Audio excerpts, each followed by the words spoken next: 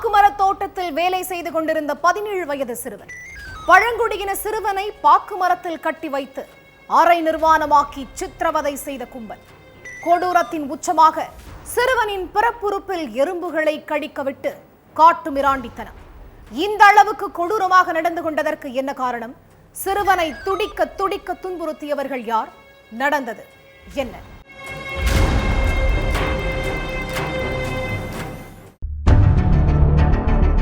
Facebook, Instagram மாதிரி உள்ள சமூக வலைதளங்களை பத்தி ஏகப்பட்ட எதிர்மறை விமர்சனங்கள் எழுந்தாலும் பல நேரத்துல அந்த சமூக வலைதளங்கள் தான் பல அநியாயங்களையும் அக்கிரமங்களையும் வெளிச்சத்துக்கு கொண்டு வந்துட்டு இருக்குங்கிறது யாரும் மறுக்க முடியாது.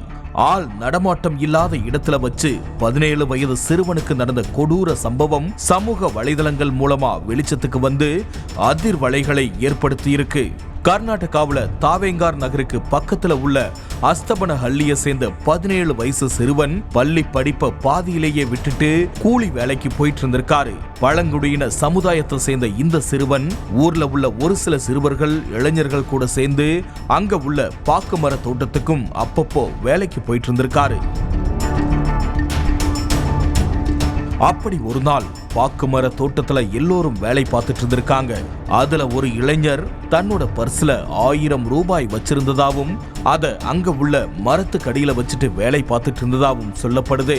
வேலை முடிஞ்சு கொஞ்ச நேரம் கழிச்சு திரும்பி வந்து பார்த்தப்போ பர்ஸ்ல இருந்த 1000 ரூபாயை காணோமாம்.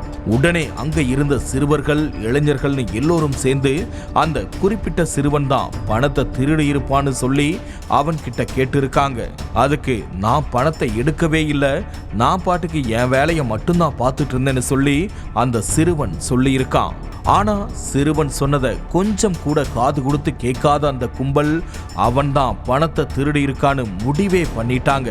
இவனை இப்படியே கேட்டா சொல்ல மாட்டான், இவனை மரத்துல கட்டி வச்சு தோலை உரிச்சு தொங்க விட்டாதான் உண்மைய சொல்லுவான்னு சொல்லி அந்த சிறுவனை பாக்கு மரத்துல கட்டி வச்சு அவனுடைய சட்டையையும் பேண்டையும் கழட்டி அரை நிர்வாணமா நிக்க வச்சு கம்பு கட்டைகளால சர்ற மாதிரியா அடிச்சு கொடூரமா துன்புறுத்தி இருக்காங்க.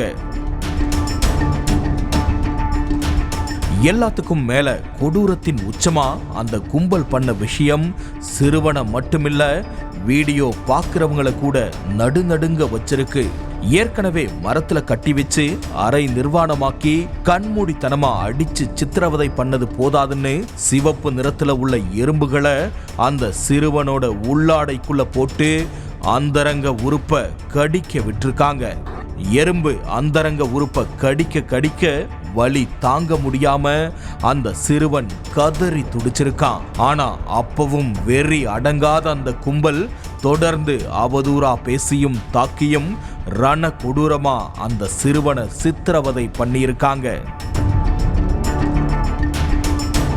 தாக்குன கும்பல்ல பெரும்பாலானவங்க சிறுவன் சார்ந்திருக்கக்கூடிய அதே பழங்குடியின சமுதாயத்தை சேர்ந்தவங்க தான் சொல்லப்படுது. ஆத்திரம் தீர டார்ச்சர் பண்ணதுக்கு அப்புறம் கயிறை அவிழ்த்து விட்டுட்டு சிறுவனை அனுப்பி விட்டுருக்காங்க. நடக்க கூட முடியாம தட்டு தடுமாறி மெல்ல மெல்ல ஊர்ந்து போற மாதிரி வீடு போய் சேர்ந்திருக்கான் சிறுவன். வீட்டுல இருந்த தாத்தா கிட்ட தனக்கு நேர்ந்த கொடுமையை பத்தி சிறுவன் சொல்லியிருக்கான்.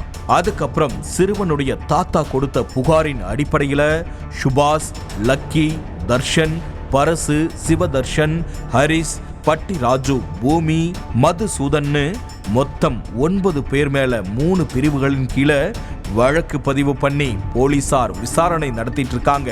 இந்த சம்பவம் நடந்து 1 வாரத்துக்கு மேல இருக்கும்னும் சிறுவனுடைய தாத்தா வந்து புகார் கொடுத்தப்போ போலீஸ் எந்த நடவடிக்கையும் எடுக்காம இருந்ததாவும், இப்போ பிரச்சனை பெருசானதுக்கு அப்புறம்தான் போலீஸ் FIR ஃபைல் பண்ணி இருக்கிறதாவும் சொல்லப்படுது. அந்த சிறுவன் உண்மையிலேயே பணத்தை திருடினானோ இல்லையோ அவன் மேல சந்தேகம் வந்ததுமே போலீஸ்ல பிடிச்சு கொடுத்திருக்கணும்.